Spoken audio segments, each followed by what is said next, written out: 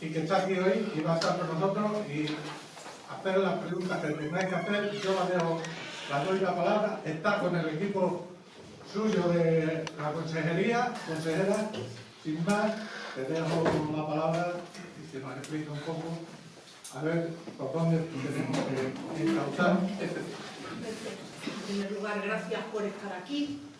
Y como bien dice Lucas, es decir, el sábado yo recibo la llamada de Antonio Caperote, el domingo de Lucas, el lunes de Javi la Nueva, y desde el primer momento la consejería, pese a no ser la responsable de que alguien desembalse o no desembalse lo que considere del de Rosarito, lógicamente estamos aquí porque siempre damos la cara. Dicho esto, me gustaría contaros algunas cositas. Una, desde el día 9 de marzo al 14, que es cuando han sido pues los problemas meteorológicos, el 112 en Extremadura ha atendido 7.568 llamadas. Incidentes 1.220 y relacionados con temas meteorológicos 254. En Tietar 13 incidentes. Incidentes, bueno, pues desde Valdeíñigos, en la Bazagona, Tejeda de Tietar, Coacos de Yuste, Losar de la Vera, Rodedillo de la Vera, Villanueva de la Vera, Madrigal de la Vera. 2. Como bien ha dicho Lucas, yo no vengo sola, viene conmigo el secretario general de Desarrollo Rural y Territorio, Manolo Mejía, viene el director general de Medio Ambiente y vienen las dos directoras generales de Administración Local, Nieves Esteban, y de Emergencia y Protección Civil, Nieves Millar.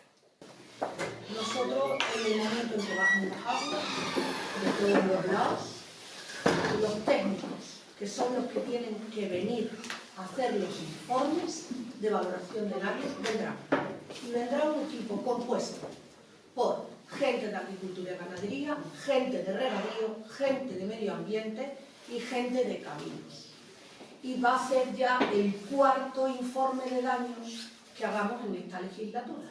El primero fue el del incendio de Sierra de Gata, el segundo fue el de Las Vegas del Guadiana y el tercero fue el del Valle del Ambrós del año pasado.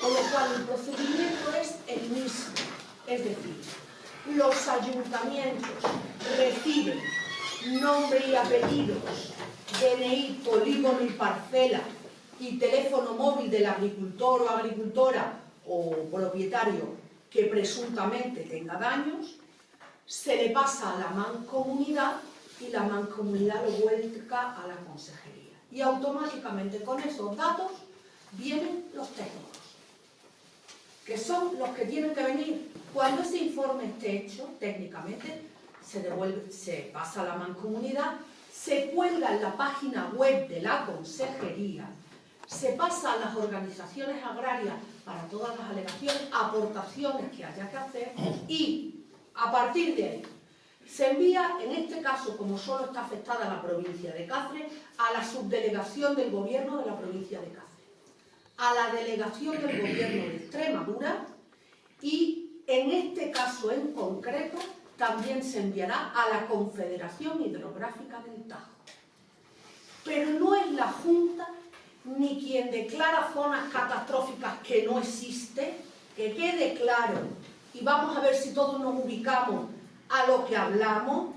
Según la ley del Sistema Nacional de Protección Civil, la 17/2015, no se llama zona catastrófica, y quienes tienen que decir que esta zona puede ser afectada o no de ayudas del gobierno central, como en todos los lados, es el gobierno central. Y la Junta lo que hace, porque es su deber, trasladar técnicamente ese informe. Yo, mi opinión es que sería posible si Confederación, que es la responsable de esos islotes, que como consecuencia de no haber drenado el río durante años, como consecuencia de no permitir la extracción de árido, se ha ido acumulando, porque todo lo que arrastra se va acumulando. Si a eso se suma que antes había una ganadería muy amplia de cabras, ovejas y tal, que ya prácticamente en los pueblos de Tietar no existen o casi no existen, pues toda la vegetación que ha ido en el cauce de sauces, de tal, que no se limpia nunca, pues ha llevado a esta situación. Arreglar todo ahora, pues habrá que intentarlo, pero si no se va más para atrás, para que en octubre, en noviembre o al año que viene en esta fecha vuelva a ocurrir, desde luego poco vamos a ganar. Hace 2 años estuvimos la entonces presidenta, la compañera Monse, Luis Nico Martínez de País y Carlos de Madrigal y yo, porque hubo un conato parecido a este, no tan grave, parecido, en confederación con el presidente de confederación y con el comisario de agua. Muy buenas palabras, explicamos todo lo que pudimos explicar, pero al final, desde el primer momento que empezaron a contestar, es que no había partidas económicas para poder actuar. Y yo ahora me pregunto, ¿cada año los agricultores no pagan por regar? ¿Cada año no pagamos los ayuntamientos por verter las aguas residuales a confederación?